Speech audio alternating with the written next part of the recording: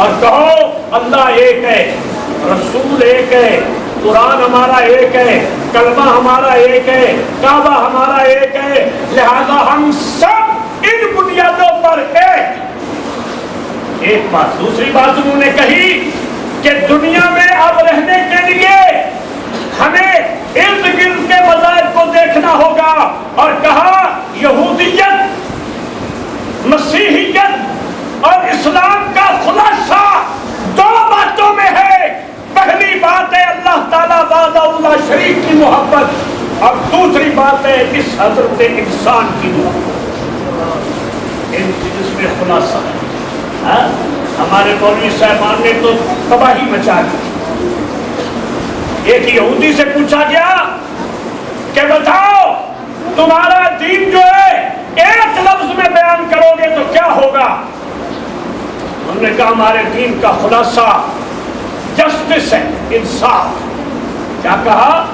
Justice, انصاف۔ ایک مسیحی سے کہا گیا بتاؤ تمہارے مذہب کا خلاصہ ایک لفظ میں بتاؤ کیا ہے؟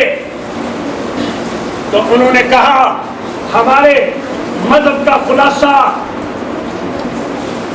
لفظ اگاپے، محبت ہے۔ اور ہندو سے پوچھا گیا کہ تم بتاؤ تمہارے مذہب کا خلاصہ کیا ہے؟ تو انہوں نے کہا پیسونس، گرو واگرو، نمستے، اور ہاتھ جوڑ کر ہر ایک کے آگے جھکتے جانا کہ میں مرنجا مرنج ہوں، میں کچھ نہیں کہتا، اوپر سے میرے گزر جاؤ، میں نہیں بولتا۔ مولوی صاحب سے پوچھا کہ اسلام کا خلاصہ بتاؤ، تو اس نے دھکا اٹھایا اور تلوار اٹھایا۔ پاور، قوت، طاقت، پتھر، موت، قتل، بتاؤ یہ اسلام کا خوبصورت نقشہ کیا ہے؟ وہاں رحمت للعالمین کا سوال کھا گیا۔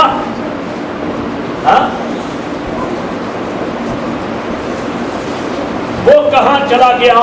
سلام اس پر کہ جس نے گالیاں سن کر دعائیں دی، سلام اس پر کہ جس نے گالیاں سن کر دعائیں دی، سلام اس پر کہ جس نے دشمنوں کو بھی دبائیں دی۔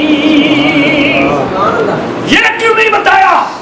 بتانا تو یہ چاہیے تھا کہ رحمت للعالمین روح ہے اسلام کی۔ لیکن جب مسیحی سے پوچھو وہ کہتا ہے میرے مسیح نے تو مجھے یہ تعلیم دی ہے کہ اگر تمہارے ایک گال پہ کوئی تھپڑ مار دے تو دوسرا بھی پیش کر دو اور لڑائی جھگڑے کو پیدا نہ کرو۔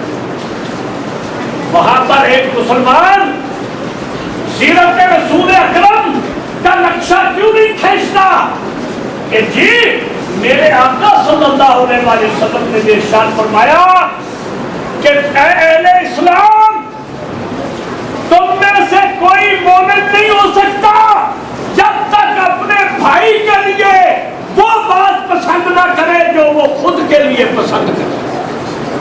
نہیں سمجھے بات سمجھاؤں؟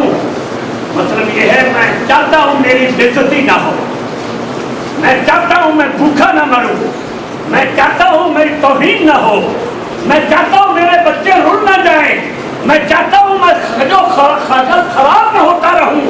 اگر میں اپنے لیے یہ چاہتا ہوں تو میں چاہتا ہوں میرے ماں جان عزت آبرو پر کوئی ہاتھ نہ ڈالے، تو اسی طرح مجھے یہ بھی پسند کرنا چاہیے میرے پڑوسی، میرے کلمہ گو بھائی اور میرے ساتھی انسان جو ہے خدا ان سب پر یہ کرم کرے کہ ان کی عزت و آبرو پر بھی کوئی ہاتھ نہ ڈالے۔ یہ ہے مصطفیٰ۔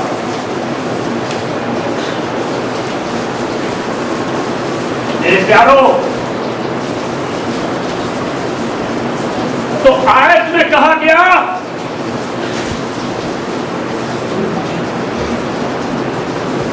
وَإِن مِّنْ أَهْلِ الْكِتَابِ،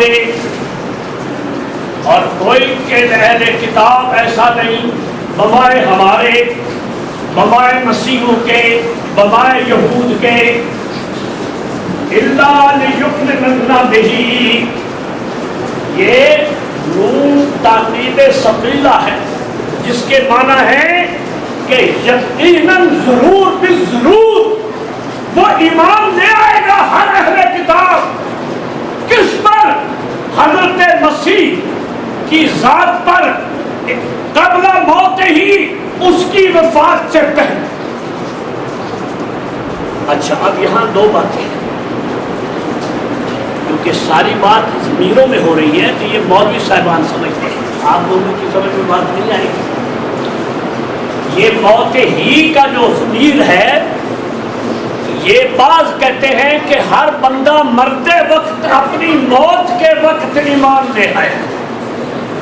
وہ عبد الماجد دریابادی جو مولانا تھانوی کو مرشد تھانوی لکھتے ہیں، ان کا حوالہ دیتا ہوں، اور دوسرا بڑا حوالہ اعلیٰ حضرت برکت بادل بریلوی رحمۃ اللہ علیہ کے خلیفہ اول اور اس زمانے کے ان کی سطح کے بندے مولانا صدر الفاضل نعیم الدین مراد آبادی رحمۃ اللہ علیہ کا حوالہ دیتا ہوں۔ دونوں نے لکھا ہے کہ جب بندہ مرتا ہے تو مرنے سے پہلے مسیح کا مرتبہ اس کے اوپر پیش کر دیا جائے، اور وہ اگر ٹیڑھا میرا ایمان ہوگا تو وہ اپنا ایمان درست کر لیتا ہے اور درست کر کے ایمان مرتا۔ سمجھے میرے بھائی؟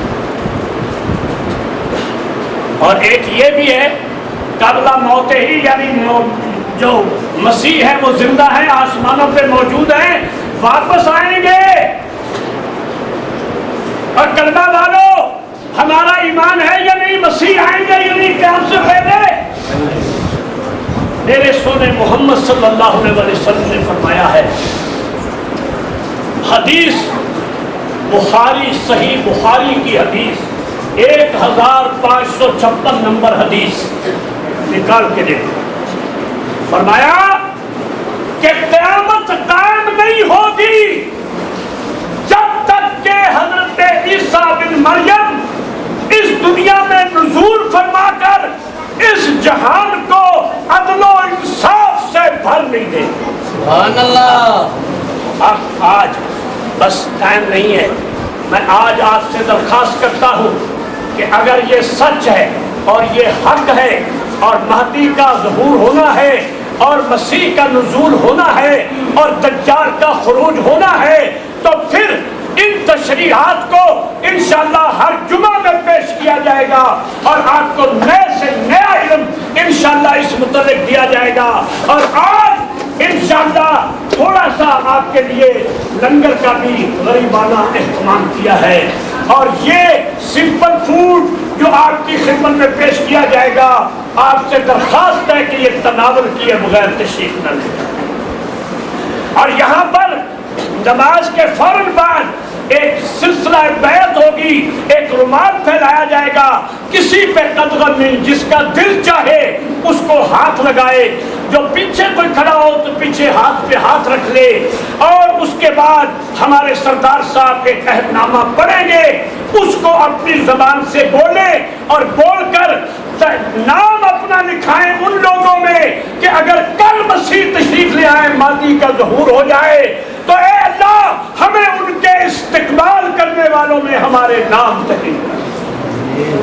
یہ آج پہلی مرتبہ اس مسجد میں انشاءاللہ یہ پروگرام ہوگا، اور اس کے بعد میں پورے ملک کا دورہ کروں گا اور پورے ملک میں جاؤں گا، اور میں مہدی کے ظہور اور سرکار کے احکام کے مطابق اور حضرت مسیح کے نزول کے بارے میں لوگوں سے بیعت لوں گا کہ ہم ہیں وہ اہل ایمان جو ان ہستیوں کو رسیو کرنے اور ان کا استقبال کرنے کے لیے خود کو تیار کر رہے ہیں۔ سبحان اللہ۔ سوئے ہیں ان کو سونے دو، سوتے رہنے دو، لوریوں دیتے رہنے دو، اور کام کے لیے آگے بڑھو۔ اسی پہ اکتفا کرتا ہوں، وما علینا الا البلاغ المبین۔ وَيَوْمَ الْقِيَامَةِ يَكُونُ عَلَيْهِمْ شَهِيدًا۔ سورۃ النساء آیت 159۔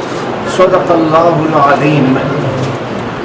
حمد و درود و سلام کے بعد ہم اہل ایمان ہم اہل ایمان اپنے پورے خلوص جذبہ ایمانی کے ساتھ حضرت پیر طریقت صوفی العلامہ ابو الفتح جی آر چشتی سجادہ نشین دربار عالیہ چشتیہ محمدیہ بہاول نگر سابق ریاست بہاولپور کے ہاتھ پر اللہ تعالیٰ کے فضل و کرم سے عالم انسانیت میں روحانیت کے تسلسل پر ایمان رکھتے ہوئے ظہور مہدی نزول مسیح کے استقبال کے لیے بیعت کرتے ہیں اور اللہ تعالیٰ سے دعا کرتے ہیں کہ وہ اپنے کرم سے ہماری بیعت قبول فرمائے حضرت مسیح کی آمد ثانی پر ان کے استقبال کرنے والوں میں ہمارا شمار کرے، آمین۔ 12 رجب المرجب بمطابق 25 جون 2010۔ جزاکم اللہ تعالیٰ سے جزا۔ سارے ہاتھ اٹھا کر دعا کریں، اے الہ العالمین اپنے فضل میں لطف کریم سے یہ زمین جو ظلم و جور سے بھر گئی ہے اپنا وعدہ پورا فرما، مسیح کی تشریف آوری کو الہ العالمین ممکن بنا تاکہ ہم یہ اس دنیا میں ظلم سے جان چھڑا سکیں اور یہ عدل و انصاف سے تیری زمین یہ بھر جائے اور جنت ارضی کا نمونہ پیش کرے، آمین یا رب العالمین۔ صلی اللہ علیہ محمد وآلہ وسلم۔